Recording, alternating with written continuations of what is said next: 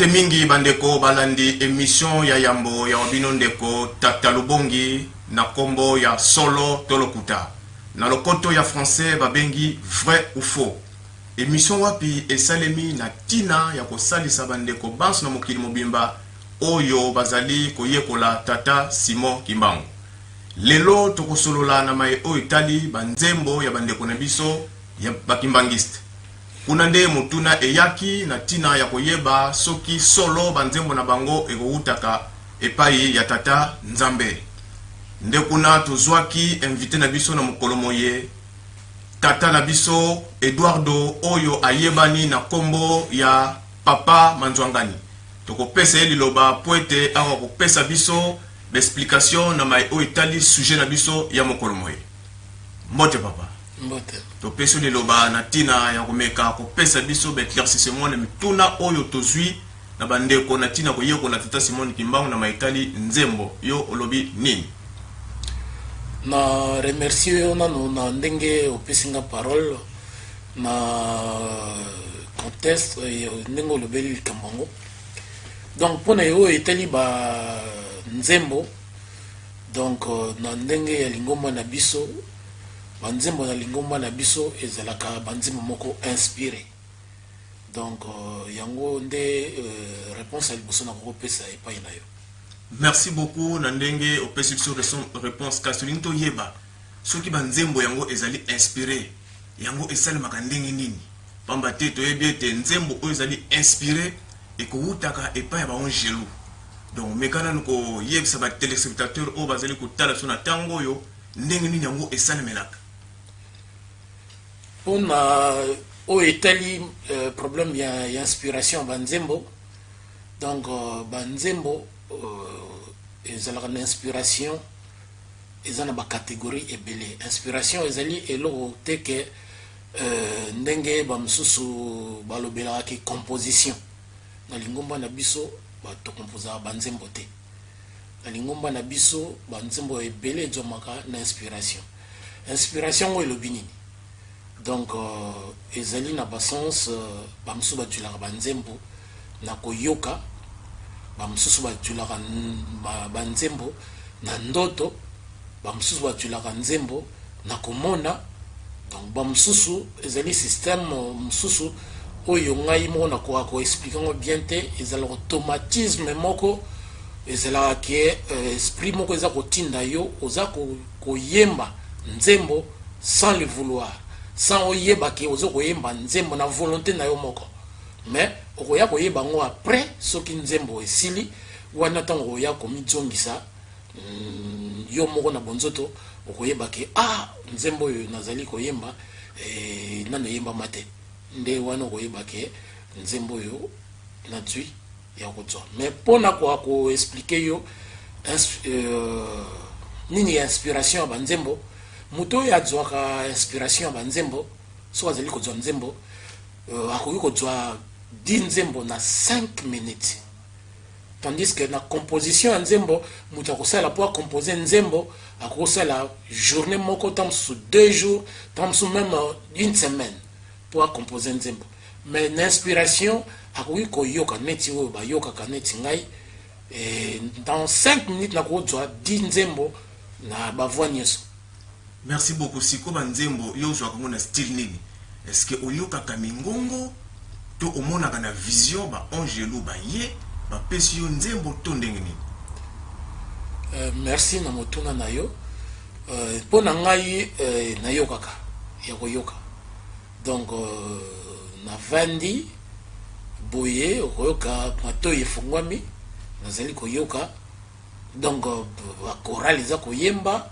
donc na kodwango rapidement ko tikala na mémoire na ngai dans quelques secondes na capter nyoso. Ndenge nini yo koyeba ke ba voix oyo zali kozwa ezali ko wuta solo epa Tata Nzambe? Bon na expérience nga na vandi nango na nango na umeli nango na kati ya lingomba na koma déjà na niveau ya koyeba ke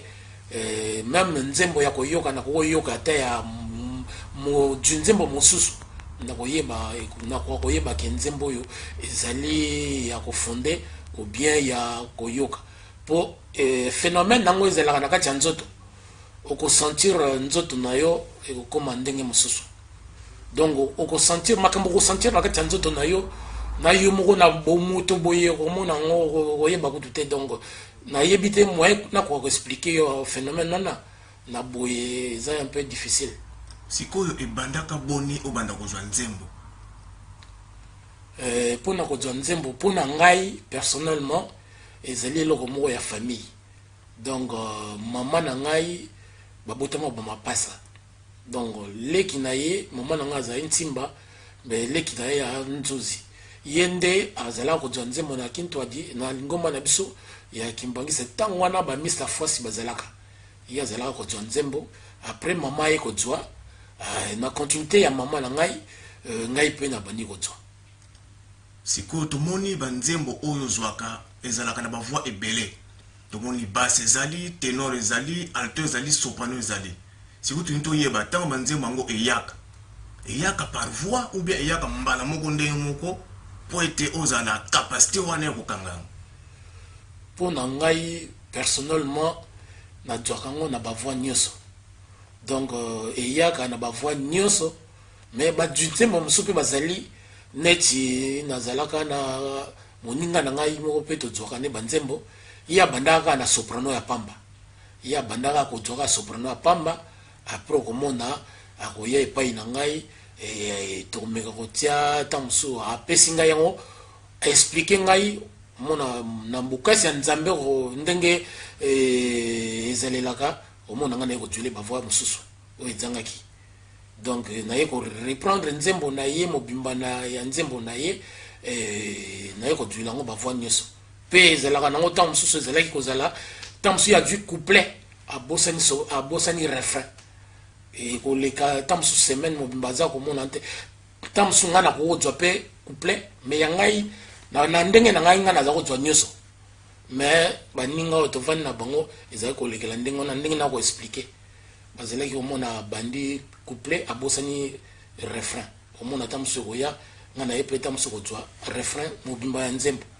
donc ezali kolekela ndenge wana ezali extraordinaire tata kasi banzembo yango eyaka na circonstance nini est-ce que eponaka circonstance moko boye mpo nzembo eya ou bien esika nyonso koki kozala nzembo mpo eyeli yo nzembo eyaka epai nyonso donc yango wana esengaka mingi ozalaka ya kobongama mpo eyebaka place yo ozali te place yo ozali lobaki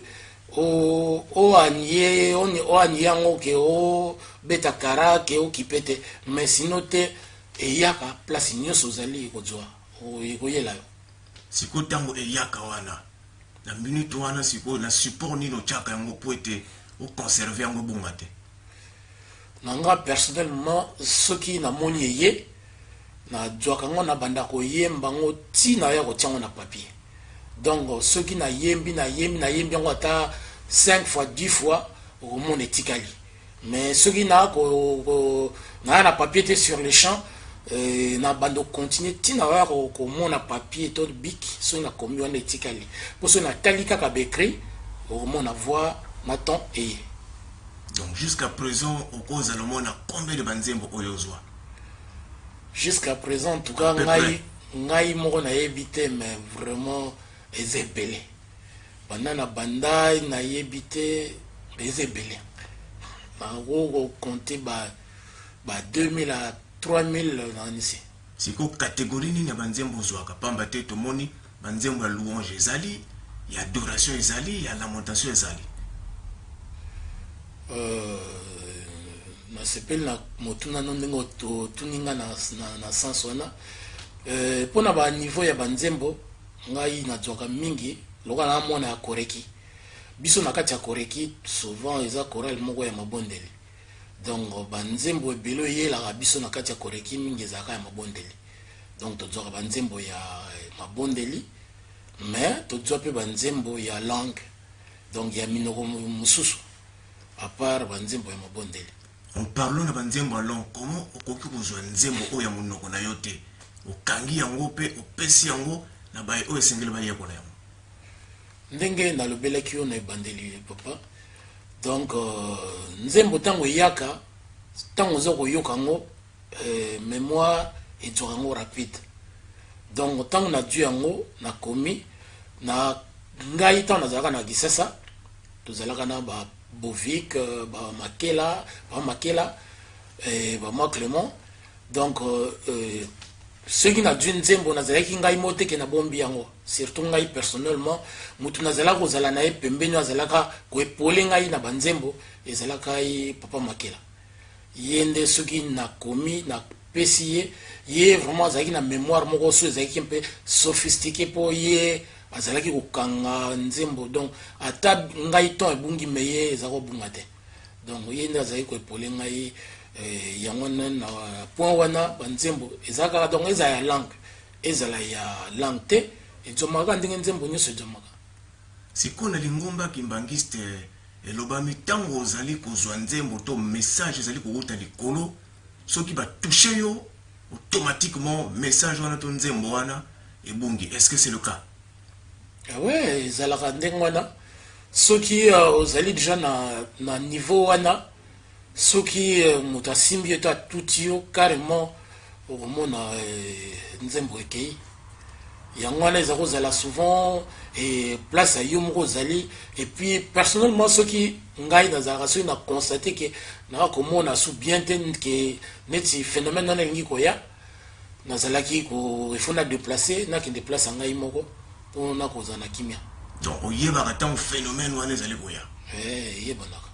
Mais papa tomoni na kati kaka ya lingomba ya Kintwadi ezali na nzembo oyo ebengi enzambiame. Nzembo wana papa Mfumalongo atiaki yango avant prière à 6 avril. Ba inspiré na banza kozali ebele mais aponi kaka nzembo na yo oyo enzambiame po atiango gravé avant prière le 6 avril.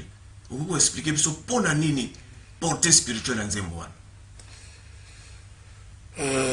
Pona nzembo wana eza nzembo moko ezalaki na makambo ebele avant eyaka.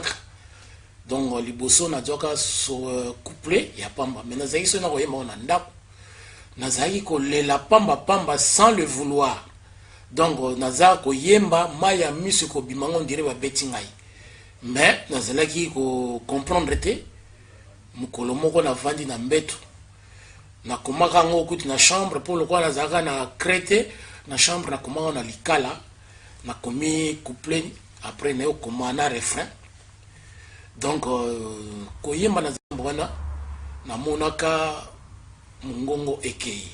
nzoto komi paralysé. Donc nazalaki tant namona ndenge naza koyemba après kobanga ekotinga tant na ye ko se reconnaître mais pona kwa kobima na position nazalaki na ngona ezalaki passé na bandi ko ganga papa Simo tala na ko ndoko fait. Donc mais na comprendre ki phénomène na te et tango yaki kosila na yaki kobima libanda na mituni ngabi mais oyo phénomène o ninyango na mona ki ngo nzembo ka neti kaka banzembo nyoso na jwa ki ngo na kena opesa na chorale na chorale ba jwa kango ba yekola ka nzembo mais lokwa tuzalaka na la kisi ya nzembo azalaka kolinga banzembo mingi ya punch alinga ka ngo vraiment te. Mais mukolo tokendaka na centre d'accueil yepa tozo sambela na kati ya sampa kimbangiso ayembi nyoso na sampa wana avant tokende siko yepa tozo sambela libanda mais tozo sambela na kati ya ndako moko tosalaka oyo ezalaka place tozo sala mabonde. Papa tata loki wana kendaka liboso nzembo totiaka na programme ye akomaki liboso aluki nzembo wana mutu na ye ezalaki so te nzembo yelaki ka enzambiame koyemba ayembisaka ngo tango esi. Donc na koyembisaka tanga bandaka ngo po tozalaka en face à papa tomoni ka papa du mouchoir abandi kolela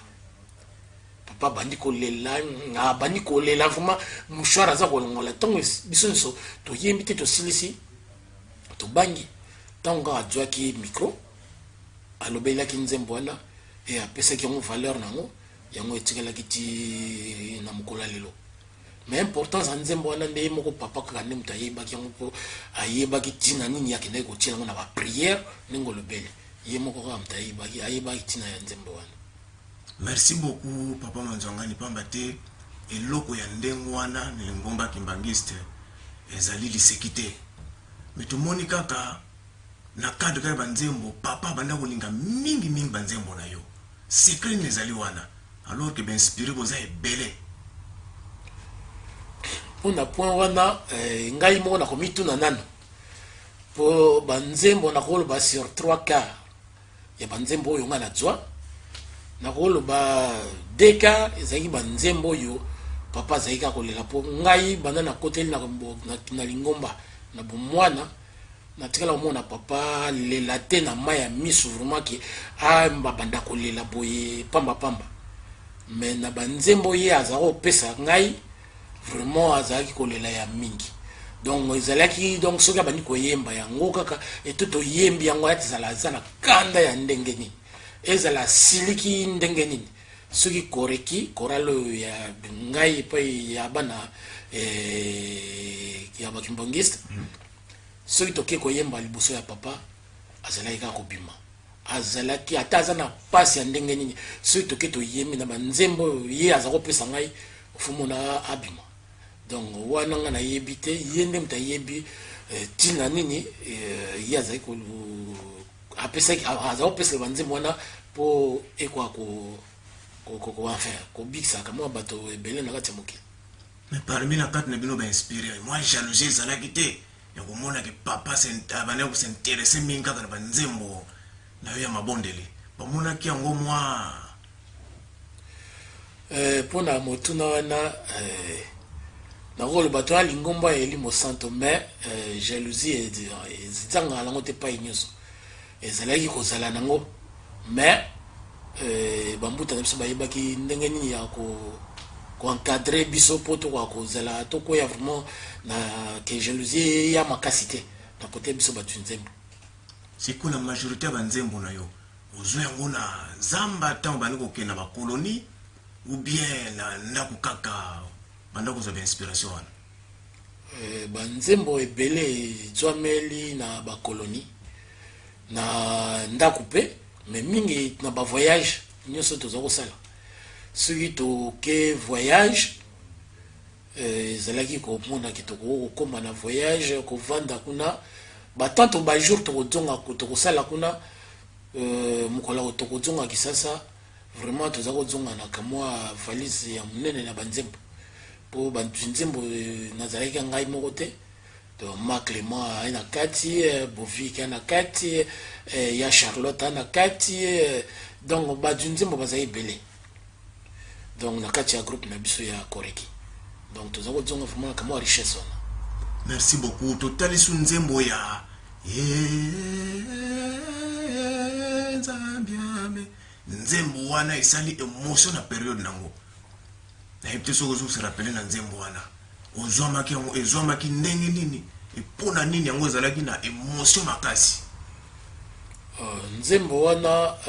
moto apesa yango vraiment émotion ezali papa tokendaka plateau de bateke tovandaka kuna biso tosalaka na une semaine papa biso nayebisaka nzembo wana kuna na kati ya groupe après papa ayaka koya ayaka kotala biso toye kokutana ke toye koyemba liboso na ye koyemba toyembaka na ba 15 heures et après toyembi tomoni kaka papa bandi kolela abandi kolela tanga djuma aloba alobi nzembo oyo soko yembi yango na tango obandi kaka koyemba yango tata azalaki wapi ata azalaki kosala nini akuku ya mbala moko ya kotala eloko nini oza kosenga donc alobaki kama makambo ebele wana après na pokwa tanga bandaki kosalisa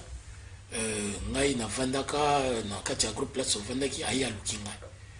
koya alukaki ngai na ye ti epai azalaki nafukami pembeni na ye eloko ya extra namonaki personnellement ekamusaki nga adui afungoli babouton na ye ya abakos akamati motu nanga koti na kati ya sa ya nini na ye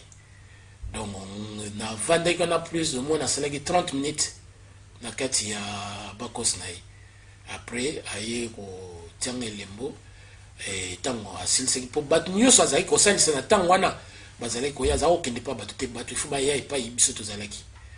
donc eloko nde ya kokamwa ngai namonaki na nzembo wana po eza eloko moko ya extraordinaire na grandeur ya papa Fumalongo azwa yo mutu na yo akotsa na se elamba na ye oza moto ya ndenge mosusu siko lelo tata wana azali lisusu te souvenir nini oyo tikala nango en tant qu'inspiré na banzembo ozwaka en tant qu'inspiré na banzembo wana oyo ngai nazwaka souvenir na tikala nango epai ya papa eza vraiment ya monene ya liboso na koloba vraiment alingaka nga mingi po ezalaka chaque semaine plus ou moins 2 fois akobengisa ngai na koya kuna kaka pour rien po amona kaka nga epuis atiki nga na zongi na ngai ntango mosusu azawa kozwa ngai na baplace mosusu na vandi boye ntango mosusu akosala mosala nga omona namona pa ditela ye oyo bayebaki pa ditela koya oyo papa akobengwa bakozwa nga na voiture na ye wana na kota na mokoto na kovanda na vandi ti ntango mosusu 0 heure atiki nga na zongi na ndako donc nazalaki vraiment kocomprendre te mais souvenir ya kitoko oyo ngai na tikala nango oyo ke banzembo ya ngai na lingomba vraiment ezalaki kolelisa papa et puis na kati ya lingomba soki natali bien na papa aza kobimisa natikala komona motu te ke papa aduma aloba aza koloba abimisa motu neti to motu nzembo abimisa ye na miso ya bato mais ngai esalama ya mingi ba voyage na kati ya Kisasa soki atunika nzembo ya nani waza wapi ayawo na kobima ti wana na kati ya ndaka nzembo na kovanda na ti ya kosisa maloba ne bongo na ke kozonga na place na ngai wana ndeza ba souvenir na tikala na ngai. Merci beaucoup Papa Nzwangani. Tumoni awa tozali na recueil ya banzembo ya bandeko na biso bakimbangiste. Soki na fongoli na page awa na kati na recueil awa page 44 tumoni nzembo moko oyo ezomaki epai na yo na titre ya Kina ye wongapo. Okoki expliquer biso tango ozwaki nzembo oyo e na circonstance nini nzembo eyelaki pamba teza nzembo moko bandeko na biso bakimbangisi bakoyembaka mingi nzembo wana ezomaka nango ka ndenge banzembo nyonso ezomaka nango ezalaka nango na circonstance te donc ezomaka na ndenge kaka ke yaki ezwami ke nayekusi na choral mpe bayekoli donc ezomelaki ndenge wana mais ezalaki nango na circonstance te ke mpona ezalaki eto likambo boye ezalaki te. Merci beaucoup. Siko na tina banzembo bandeko oyo bandeko kozwa banzembo est-ce que lelo bozalaka en contact?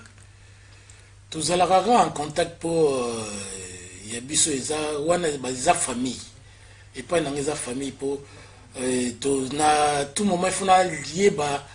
niveau nini moninga azali lia likambo nini donc batoli entre biso ata oyo atikala na kote ya 3 ma Clément tobenganaka topesanaka batoli donc eza eloko wana totikana te na po wana ntuka totikana te. Particulièrement na yo moko nzembo nini tango fandaka parmi banzembo oyo zwa oyo ezongisaka yo makanisi? Banzembo eza ebele donc oyo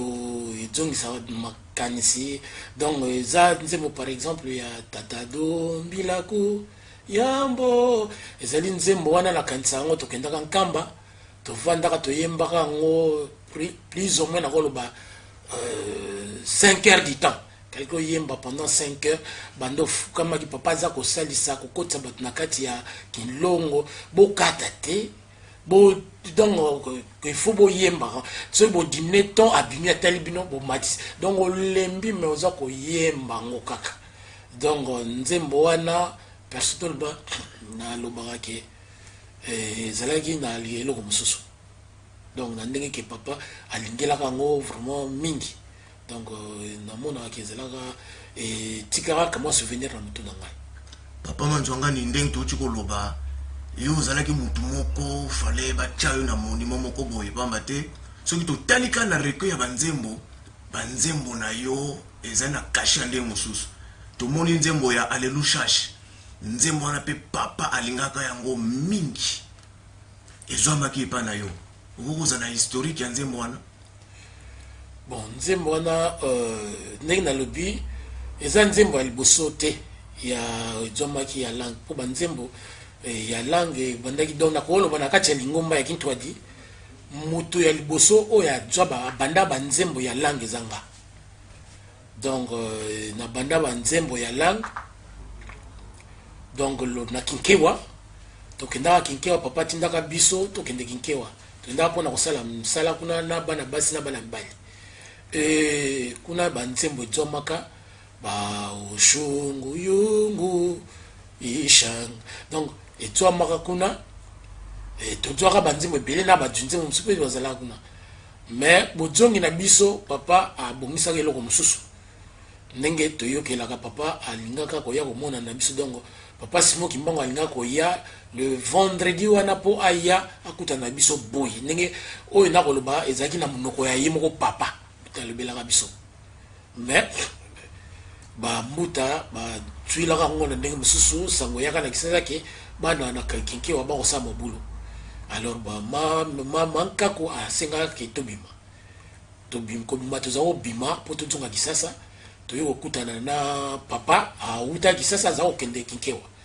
akutani na biso na kisantu asili kaka bana na botamana na mona papa akoma mwindu neti wana te likala ya kitoko so otali yango boza mwindu me mwindu oyo papa akomaka na ntango wana ezalaka ya eloko mosusu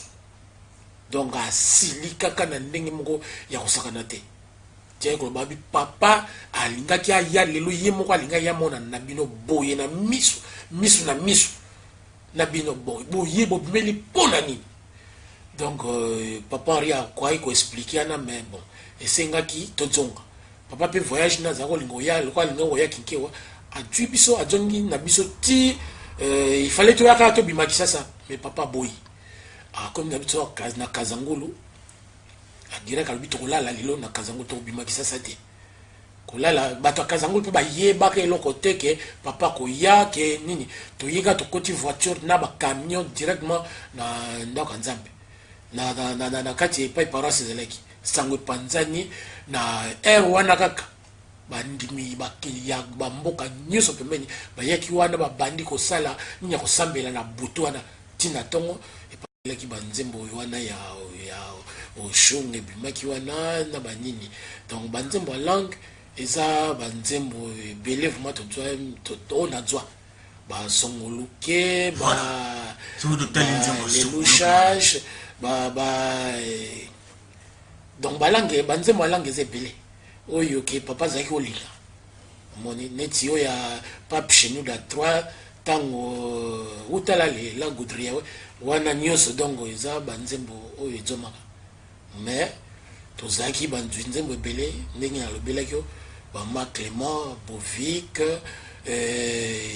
tozalaki mpe na baencadreur oyo bazalaki mpe ke tant na oyekola oyo asimbi tenor neti ya papa mira pa makela donc bato bazalaki ebele histoire eza kamwa monene mais lokola ata ezalaka eza moke donc moyen nakende ti mosika eza te. Merci beaucoup. Totali na banzembo mosusu tomoni nzembo ebandi na lingala na katikati ekoti mwa français tokoloba nini nzembo wana mpe ewuti ya solo epa tata nzambe. Bon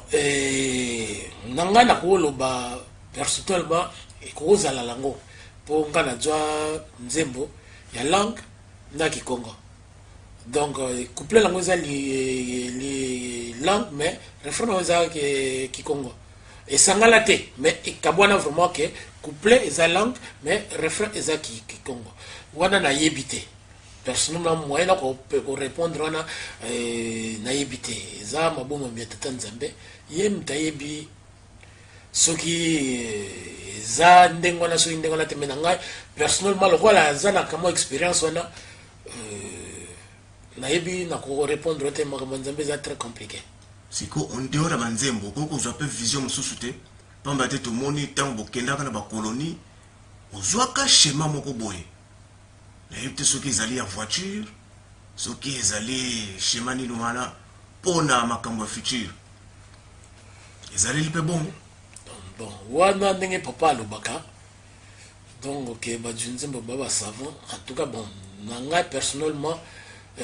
o elobi Nzambe ezelo kotembe nangai na likana betape wana pourtant tozaka na plateau tokotaka tozalaka na 6 000 o tozalaka kuna tozwaka ba schéma lali boye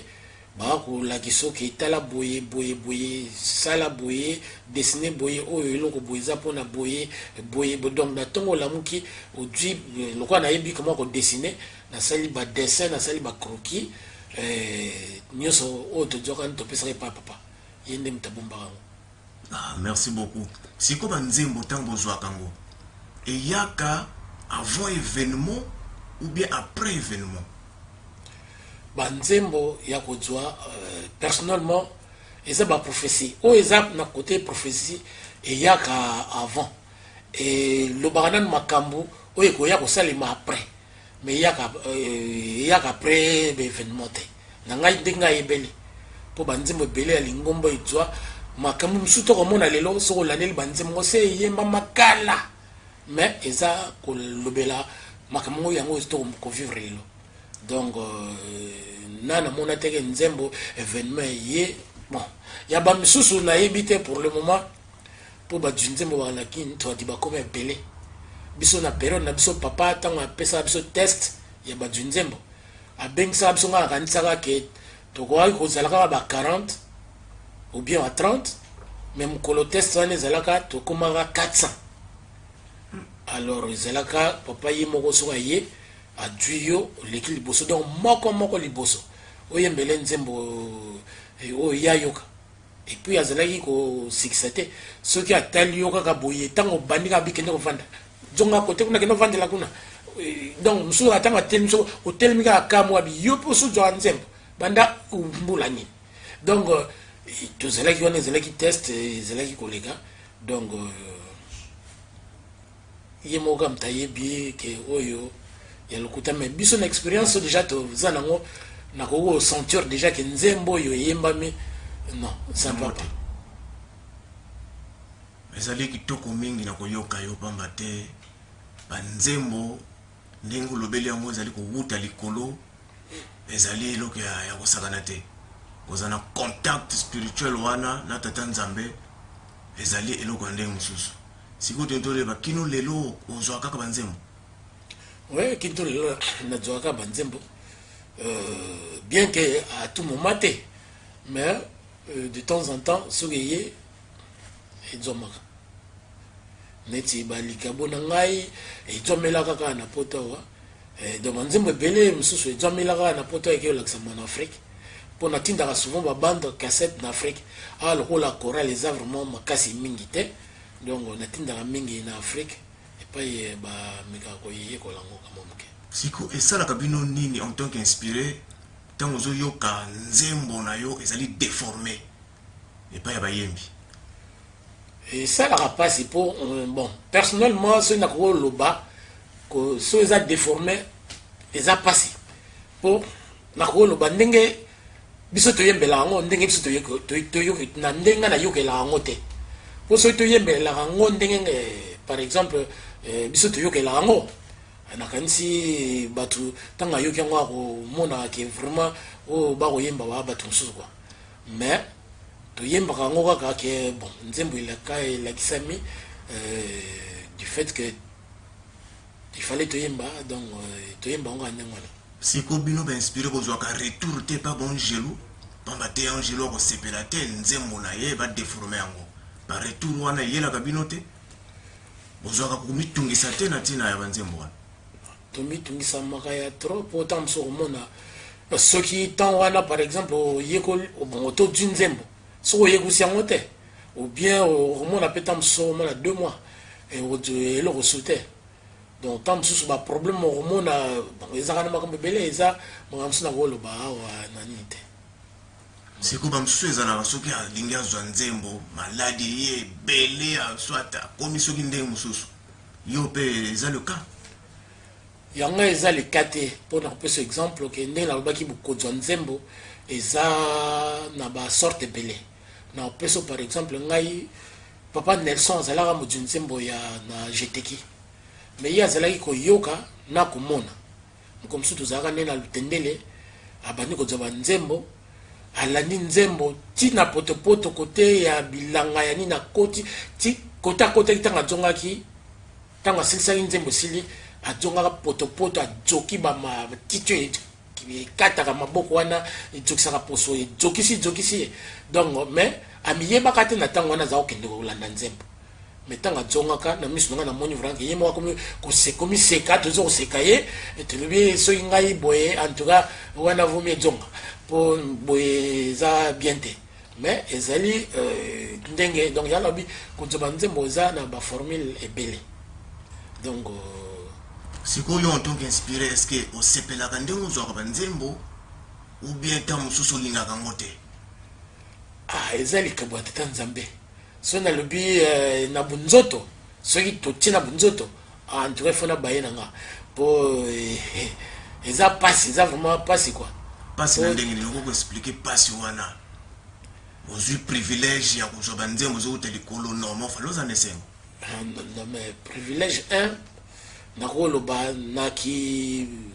ndenge bible ekomama na kati ya bible mpo to papa mfumalongo aloba ke modu nzembo eza pasi mpo akota likolo toyebi te wana elobi mais na ekeke na ye alingi osala le contraire bon ye moto ayebi le nini mais na mpo wana deja ebangisa nga nayaka na mokili te mpona akende kozanga likolo do likolo banzembo kaka nga na memi ke soki nasali erreur nazanga likolo eza pasi nakoyokaka boye na bunzoto deja eza pasi bongo soki bato bamosusu basalaka na bango mabe mona balimisi tamisa kotine likolo boyo na charge wana soki okokisi yango te ndenge etangamelaki oza na problème donc eza pasi eza esengo te mpo ozwaka nzembo donc eza vraiment pasi na histoire oyo ya bozwi nzembo est-ce que eza na nzembo oyo tortura yo lokola ndeko wana oyo azwaka nzembo ifo amizokisa biloko ya ndenge wana oza na nzembo moko esala yo mpasi koleka te esalanga mpasi te me nzembo wana tozalaka na kati ya camion tozakutaka kinkewa tozaka kozonga kisasa na nazwaka yango nayebaka te kele nazala likolo ya camion nalingaka nakita ti na camion ezokende nakita donc nabima nakwea na camion nalanda epai na koyokela nzembo mais heureusement eloko ezongisanga na camion nzete moko ezalaka ya libanda ezalaka na libanda ya monene ebetaka nga na kote ya liso ekotisanga directement na kati ya camion donc tina vandi bato bazalaki na bakamwe yo mpona nyo olinga kobima boye okende boye bango bamonaki eloko te me ngai nazalaki kolanda eloko mosusu alors wana ezalaka risque ozomona mais eza likambo tata nzambe ntango eye wana shwa te donc il faut landa ti epai nyonso ezaleli siko ndenge oza boza na mwasi na kati na ndako ntango bacirconstance wana eyelaka yo en présence ya madame est-ce que ye azalaka na kobanga te mpo okomaka na dimension mosusu okoexplike yango ndenge nini bon amesana na ye mpo na nini ngai ntango mosusu oyo nzembo ye ntango mosusu oyo naza kolala nakoyoka nakoyemba monoko ntango mosusu ebandi koyemba nabanda koyemba me naza ya kolala ye aza kotala akotala ngai nakoyemba ti akotika ntango mosusu nasilisi bonga ndingisi nga alobi na ngai oza otiani yango me ngai nakoreconnaitre ntango mosusu nakobosana me nakoreconnaitre kamwa mokeke eloko moko ezalaki kamwa moke na nga boyeboye après quelque temps omona aza mosusu nzembo ezongi lisusu donc na boye na ntango naotala ozokomona mais souvent yaka na butu donc ntango mosusu nalali boye naza koyemba na ngai boye donc wana bon ye asa mesana. Merci beaucoup liboso ya kosilisa est-ce que kokoyembela biso ata nzembo moko te en tant qu'inspiré mémoire faut ozala quand même nzembo moko bandeko bazali kolanda mpo ezongisa bango mwa makanisi bon nakoyemba nzembo moko boye oyo ngai bon nasepelaka nango oyo eza ya langue mais nasepelaka nango mingi nalingaka yango mingi donc uchingai bubayi ubashin Chulaing, Uchingai, Bubaing, Uchingai, Bashing, Atakanglai, Uchingai, Bashing, Atakanglai. Donc, merci beaucoup. Message nisco ko adresser na bandeko na yo ba inspirer ou bazali ko lando na tango yo obisika nyonso bazali. Bon, message na ko pesa pour surtout na lingombo ya biso personnellement na ba inspirer. Donc ko zala inspirer za eloko mo yesengo te to sepelaka nango ke nini po na ko mona mingi banzembo na ko yoka période certaine na époque oyo vraiment on dirait ça kosakana na yebi nzembo ya oyo zwami nzembo par exemple oyo za vraiment inspiré ezala tango yoki yango il faut mona kama signe moko donc kama mutu tam so ressentir ka keloko moko ke nzembo eza iloko mususu mais oya siko ekomi ya maloba on dirait mutavana ndako abani ko loba donc na yebite bon na yebite mais na ngai ozo sentir rien kuto ezo peso kanda tango zo yokango donc wana na yebite ceux qui eza vraiment inspiration solo ceux qui a lokuta mais ceux qui a lokuta vraiment to meka to tika to lukate sengora po benga mi inspiré po ba mono ke o soki ndenge nini eza musala mo ya pasi. Donc, tout linga tout tambola na solo.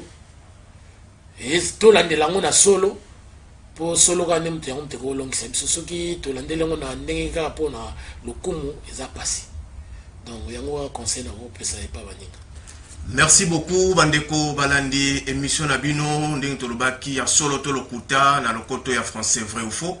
Sika bo mutu ko landa wabiso inspiré oyo bino banso boyebi na katele ngomba ya tata Simone Kimbangu na kombo ya papa Manzwangani na banza bandeko bazali kolanda biso ba se reconnaître pambate ba souvenir ya tata na biso oyo papa Manzwangani eyebani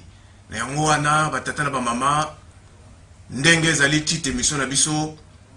confirmation ezwami epa na biso ndeko ya sikisiki ke banzembo ya bandeko na biso bakimbangiste ekouta obele solo na likolo ndekuna tozali kopesa mbela na bayekoli ya tata Simone Kimbangu basa intéressé na banzembo po ete bango ko capter message phare oyo ekofungola bango bwania na boyebiye tata Simone Kimbangu. Tokutani na émission ya mibale na tina kaka ya kolobela likambo ya tata Simone Kimbangu na mituna oyo bozali kosenga kabiso to pesa bino ba réponse. Merci tokomi na mukolo oyo zali kolanda.